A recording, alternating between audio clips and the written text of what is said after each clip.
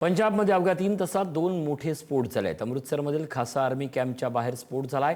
जालंधरमध्ये BSF मुख्यालयाबाहेरही स्फोट झालाय। Delivery बॉयच्या स्कूटीमध्ये स्फोट झालाय, त्यात एक जण जखमी झालाय। स्कूटीमध्ये स्फोटकं ठेवल्याची शक्यता आता वर्तवण्यात येते। या स्फोटाप्रकरणी डिलिव्हरी बॉयची चौकशी सुरू आहे। 1 किलोमीटर दूरपर्यंत या स्फोटाचे आवाज ऐकू आले। डिलिव्हरी बॉय संध्याकाळी सुमारे 8:15 वाजता स्कूटी उभी करून बीएसएफ मुख्यालयाच्या आत पार्सल देण्यासाठी गेला होता। त्याच वेळी मागे स्कूटीमध्ये स्फोट झाला। सूत्रांचं म्हणणं आहे की स्कूटीमध्ये ठेवलेल्या एखाद्या स्फोटकाचा स्फोट होण्याची शक्यता आहे। याची अधिकृत पुष्टी झालेली नाही। खत्म हो गई, उन्होंने आप ही कहा हुण पंजाब की वारी है।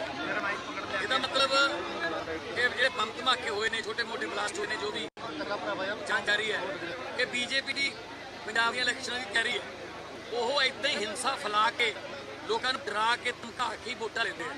मैं बीजेपी वाले कहना चाहना इन्होंने हरकतों तो बाज आ जाए। सो बीजेपी कहती है पंजाब की तैयारी है, ये जोड़े छोटे मोटे ब्लास्ट करा के तुसीं डरा के ते लोगों को वोटा लेने चाहते हो। मैं बीजेपी को कहना चाहना पंजाब ने बहुत कालियां रातां काले दिन देख ले, लोगों के जख्म अजे अल्ले ने, इस करके इस तरह की हरकतों तो बीजेपी बाज आएगी।